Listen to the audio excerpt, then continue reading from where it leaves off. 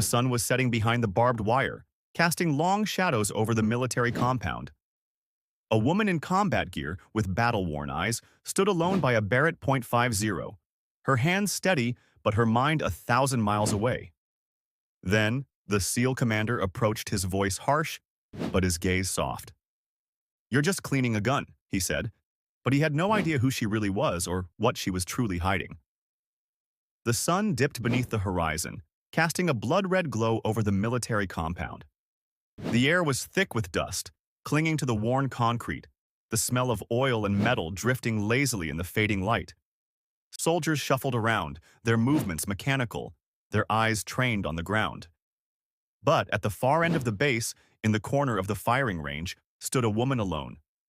Her hands, weathered by years of combat, moved methodically over the barrel of a Barrett .50. Each motion precise, as if her fingers had memorized the feel of the weapon long ago. Her eyes dark, haunted, focused on the task at hand, but her mind drifted, lost somewhere far beyond the rifle she was cleaning. She was a veteran, a soldier who had seen more than her share of the horrors that the world had to offer. And yet, in that moment, she looked as though the weight of it all had never truly left her.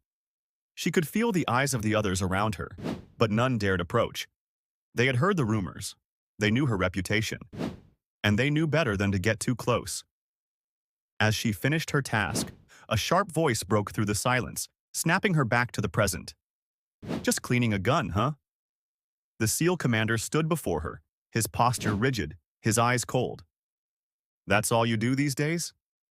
Her gaze lifted to meet his, and for a moment the world around her seemed to stop. She didn't flinch, didn't move, just stared, her expression unreadable, her silence more powerful than any words she could have said.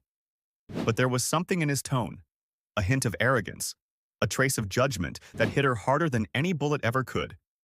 He had no idea who she really was, no idea what she had been through, what she was capable of. "Not just cleaning a gun," she finally said, her voice calm but tinged with something unspoken. The commander frowned. "Right. You know, I thought you'd be more, I don't know, enthusiastic. It's not like we're in some backwater camp anymore. You're here, with the best of the best." She didn't respond, didn't even nod, just turned back to the rifle in her hands. But her silence wasn't weakness, it was her strength. And soon, the commander would learn that. Her story, like so many others, began long before that moment in the compound. It began with a young woman, eager to serve her country, to make a difference. She was barely out of her teens when she joined the military, fueled by a sense of duty, driven by a desire to protect and to fight for something greater than herself. But she wasn't just any recruit. From the beginning, she was a force to be reckoned with. Quick-witted, tough as nails, and fearless. She earned respect the hard way through blood, sweat, and sacrifice. Her first deployment was supposed to be routine. She was stationed in a small outpost in the Middle East, where danger was always lurking, but nothing ever truly prepared her for the horrors she would face. There were nights when she couldn't tell the difference between the sound of gunfire and the sound of her own heartbeat. Days where the smell of burning flesh would cling to her skin, no matter how many times she washed her uniform. And then, there was the day everything changed. It was supposed to be a simple mission, a quick raid on a compound suspected of harboring enemy combatants. But when they arrived, everything went wrong. The explosion came without warning, bright, blinding, and deafening. Her comrades were thrown to the ground, their screams lost in the chaos. She remembered the heat first, the searing heat that radiated from the blast, followed by the acrid smell of smoke and dust filling her lungs. She had tried to get to them, tried to pull them out of the wreckage, but it was too late. One by one, her friends, her brothers and sisters in arms, were lost. Their faces, their voices would haunt her for the rest of her life. But it wasn't just the loss that shattered her. It was the guilt. The crushing, suffocating guilt that she couldn't do more, that she couldn't save them. She returned from that mission a different person, hollow, empty. But she didn't let anyone see it. She couldn't. The military had its own way of dealing with grief, through pushing forward, through fighting on. She wasn't allowed to mourn. She was only allowed to be strong. So, she became a machine, cold, calculated, and silent. The years passed. More missions, more losses, more scars. But she never let herself break. Not outwardly. Inside, though, the cracks were growing wider. She couldn't forget the faces of the fallen, the ones who didn't come home. That day, standing in front of the SEAL commander, she felt the weight of it all pressing down on her once again. The judgments, the whispers, the expectations.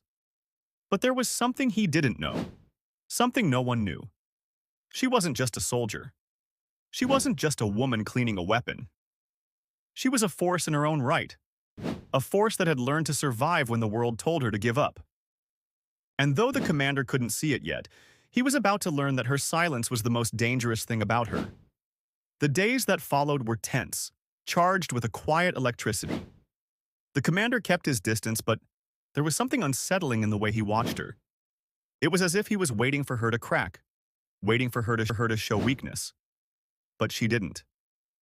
One morning, she arrived early to the range, her rifle already set up, her stance perfect.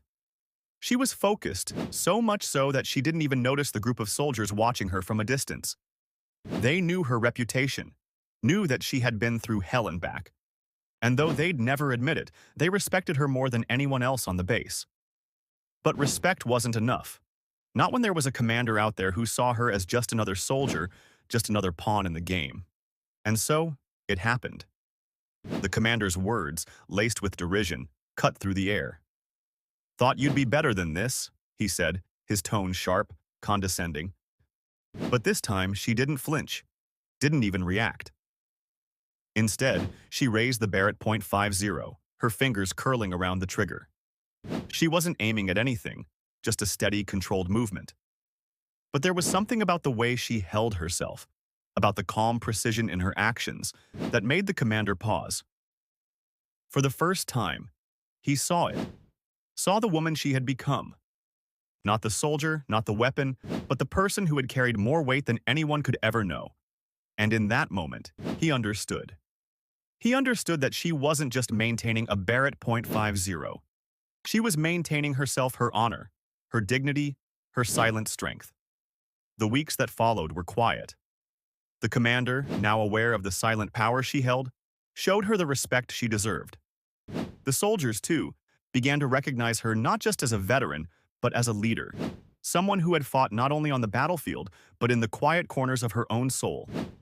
And though the world would never truly understand the battles she had fought, she was no longer invisible, no longer just cleaning a gun. She had become something greater, something that no amount of judgment could ever diminish. There are battles we fight that the world will never see.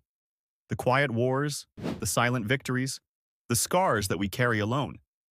But in those moments when everything feels heavy, when the world feels like it's closing in, remember this.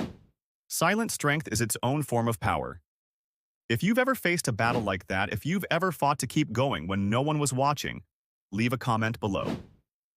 Tell us where you're watching from, and share your thoughts on this story. And if you want to hear more stories of silent heroes, stories that honor the unseen strength of those who keep fighting, make sure to subscribe. Until next time, remember, sometimes the strongest people are the ones who say nothing at all.